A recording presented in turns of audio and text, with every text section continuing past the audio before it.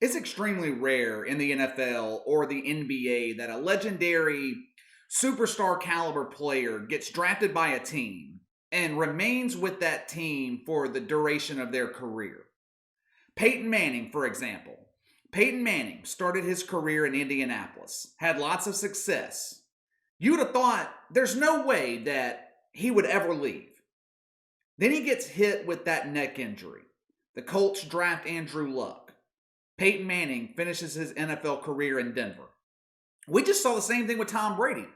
His exit from New England was a bit more contentious than Peyton Manning's exit was with the Colts, but Tom Brady's not going to end his career with the Patriots.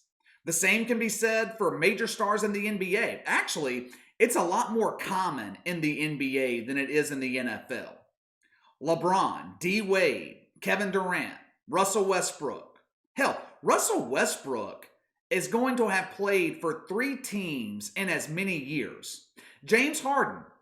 We might get into James Harden a little bit later on this week. He is making a mess of things right now in Houston, which is how things in the NBA go sometimes. A lot of times, actually, when a superstar player is getting ready to leave the team. But you get my overall point. The only players in the NBA that I can think of that stayed with the team that drafted them, stayed with one team for the entirety of their career, is Michael Jordan and Tim Duncan. And I guess you could include Kobe Bryant on that list, even though technically he was drafted by Charlotte. Oh, and Dirk in Dallas. Dirk in Dallas. He stuck with Mark Cuban his entire career. The reason that many NBA stars leave the team that drafts them is they want to go get a championship. They want to go chase a ring. That's why Michael Jordan and Tim Duncan never left their respective franchises. The Bulls and the Spurs were competing for titles every year. LeBron, he left Cleveland twice because he wanted rings. Kevin Durant, he left Golden State because he wanted respect. He wanted to prove that he could win a title on his own. You can continue down the list. In damn near every case of a superstar level NBA player leaving, the primary reason is to go chase a championship. And the latest superstar in the NBA to be in this situation, or at least he is approaching it, or could be approaching it, is Steph Curry. This season was supposed to be the comeback season for the Golden State Warriors. Last year was a disaster. Kevin Durant left. Klay Thompson missed the season because of his ACL injury. And Steph Curry missed damn near the entire season because of his hand injury. I've compared what the Warriors went to last year to what the Bulls went through in the mid-90s when Michael Jordan retired for a year or so. The only difference being was that the Bulls weren't ravaged by injuries and they still made the playoffs in Jordan's absence, while the Warriors were a lottery team. I made a video a couple of weeks ago after we learned that Klay Thompson tore his Achilles and is going to miss his 2nd consecutive season. And I speculated that Steph Curry could end his career outside of Golden State. Now, the reason I thought that, one, he's 32 years old.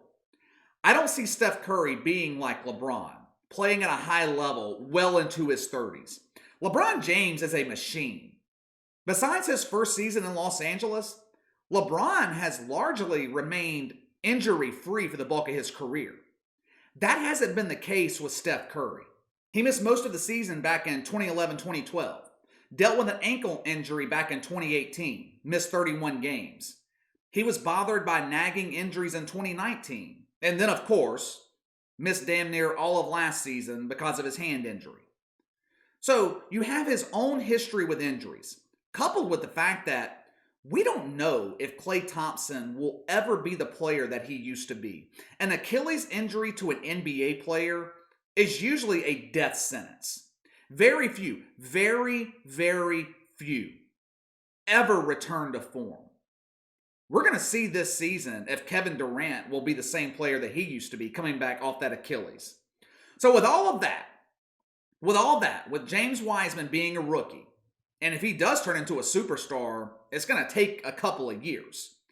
It's not likely that Golden State is going to be competing for a championship over the next couple of seasons.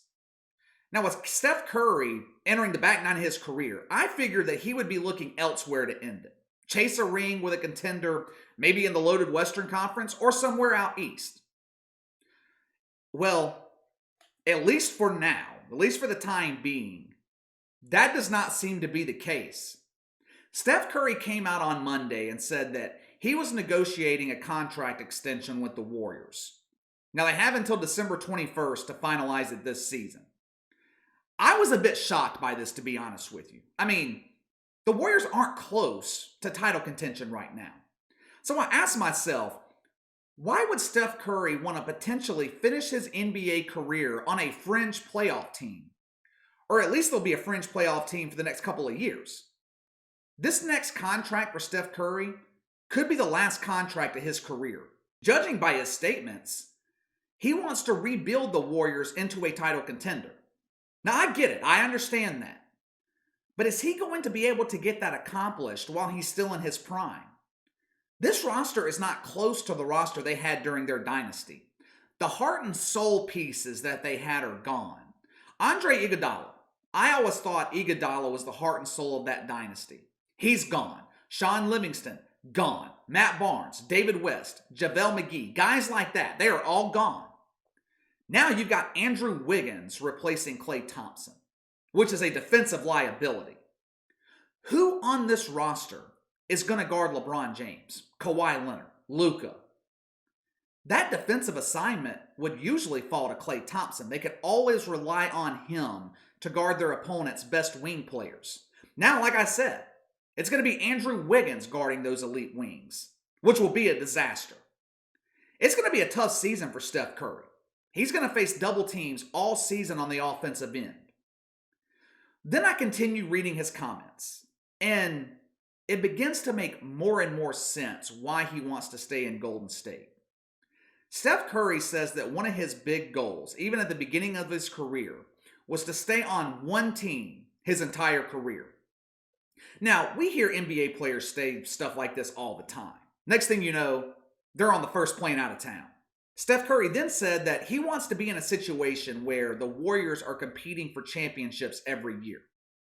Golden State wants to emulate the Spurs, a team who saw their aging superstar in Tim Duncan continue to take less money every year so the team could go out and secure the pieces necessary to stay in championship contention. Steph Curry has said all options are on the table with this extension, and has alluded to the fact that he would actually be willing to take less money to remain in title contention. He's more concerned with longevity than he is money. Which, if you're Steve Kerr and the Warriors, that is exactly what you want to hear, because they're already cash strapped.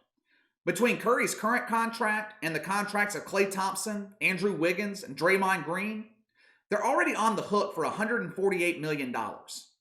They're poised to be well into the luxury tax threshold. Part of me wonders, though, what less money means. Steph Curry's going to make $43 million this year, scheduled to make nearly $46 million next season. And he's eligible with an extension to be making north of $50 million through the length of that contract. So is Steph Curry willing to take less money?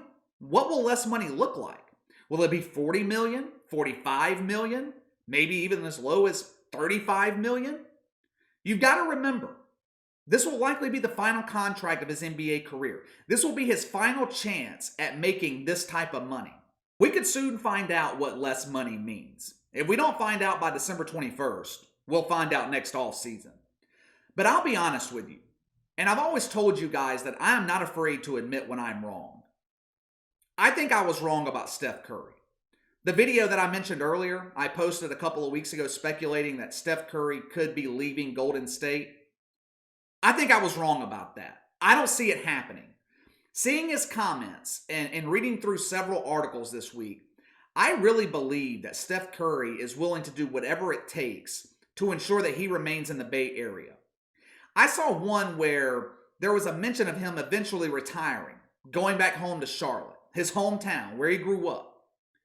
Steph Curry said that the Bay Area, San Francisco, was his hometown. This is his new home.